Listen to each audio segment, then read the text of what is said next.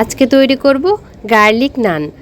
এই নান রুটিটা খেতে এতটাই মজা যে এটা খাওয়ার জন্য আসলে অন্য কোনো কিছুরই দরকার পড়ে না। এটা দেখতে যেমন লোভনীয় আর নরম তুলতুলে, আর খেতেও সেরকম স্বাদ। তো চলুন আজকে আপনাদের সাথে এই রেসিপিটা শেয়ার করি। এটা দেখে কার কার লোভ লাগছে অবশ্যই কিন্তু আমাকে কমেন্ট বক্সে জানিয়ে যাবেন।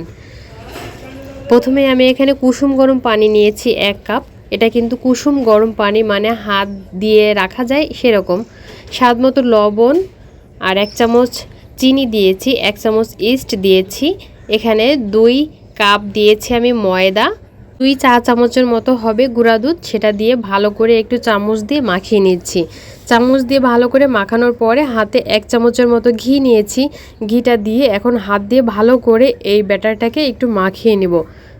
তারপর এভাবে 2 হাত দিয়ে এরকম একটা গোল গোল শেপ করে এই বাটির ভিতরেই রেখে দেব 1 ঘন্টার জন্য, ইস্টটাকে অ্যাক্টিভ হওয়ার জন্য। 1 ঘন্টা পরে ফিরে আসছি। দেখুন ডোটা কিন্তু ফুলে ডাবল হয়ে গেছে।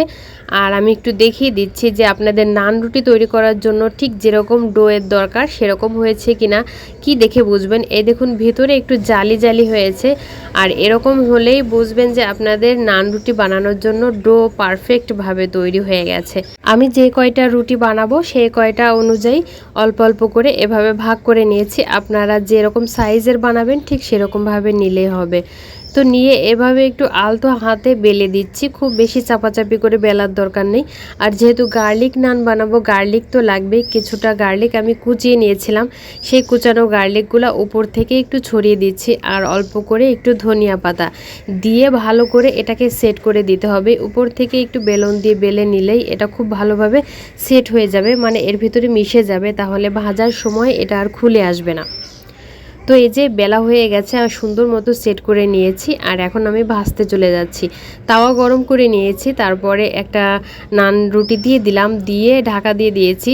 এই 30 থেকে 40 সেকেন্ডের মতো ঢাকা দিয়ে তারপরে এটাকে একটু উল্টিয়ে দিচ্ছি। একটা সাইড হয়ে গেছে, উল্টিয়ে দিয়ে আবারও এটাকে একটা সাইডের মতো রেখে দিয়েছিলাম। দিয়ে উপর থেকে কিছুটা বাটার দিয়ে দিচ্ছি। আর এই বাটার দেওয়ার কারণে একটু নোনতা নোনতা ভাব আসবে, আর খেতে কিন্তু ভীষণ ভালো লাগবে। তো এই যে একটা কিন্তু নান রুটি ভাজা হয়ে গেছে, দেখুন দেখতে কতটা লোভনীয় লাগছে মাশাল্লাহ, আর এটা খেতেও দারুণ হয়েছে। তো আমি সব রুটিগুলো কিন্তু এভাবে ভেজে নিব। আপনারা চাইলে কিন্তু এই বাটারের বদলে এখানে ঘি ব্যবহার করতে পারেন। সব রুটিগুলো বানিয়ে নিয়েছি, এটা খাওয়ার জন্য আর কিছুই লাগবে না। এটা এমনি এমনি খাওয়া যায়। আমার বাচ্চারা তো এমনি এমনি এই রুটিটা খেয়ে ফেলছে।